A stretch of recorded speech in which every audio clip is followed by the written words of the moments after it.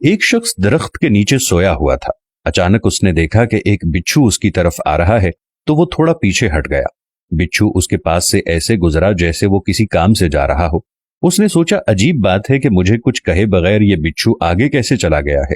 اس نے بچھو کا پیچھا کرنا شروع کر دیا۔ آگے گیا تو دریا آ گیا۔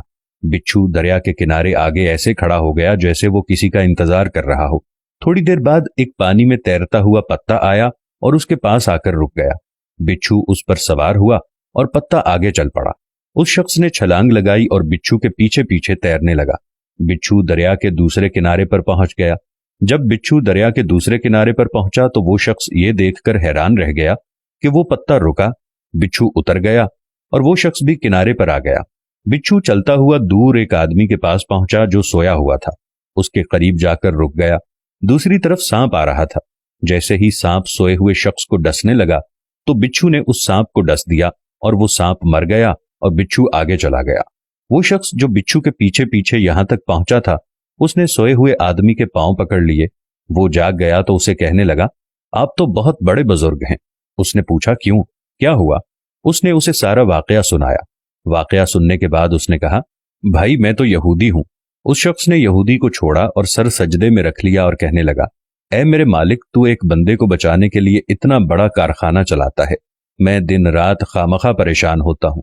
تو میرے بارے میں اس سے بھی بہتر کر رہا ہوگا۔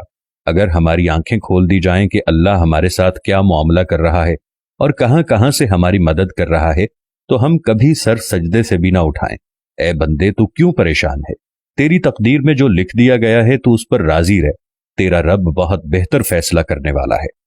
بتا دو میری مصیبتوں کو میرا اللہ کتنا بڑا ہے۔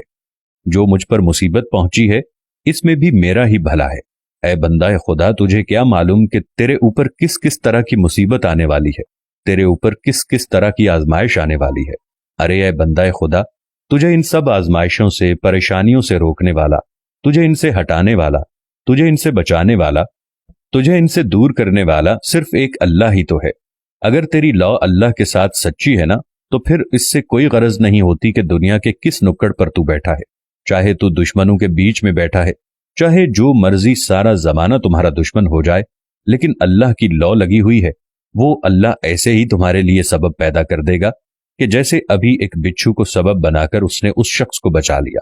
میرا اس شخص سے کوئی سروکار نہیں کہ وہ سویا ہوا شخص یہودی تھا یا کچھ اور، لیکن اللہ کو اس کی کوئی نہ کوئی ادا تو پسند آئی ہوگی کہ اللہ نے اس کو لمبی زندگی دے دی، یا پھر آزمائش۔ دوسرا طریقہ یہ ہو سکتا ہے کہ ابھی اللہ ان لوگوں کی آزمائش چاہ رہا ہے اور ان کو لمبی زندگی دے رہا ہے۔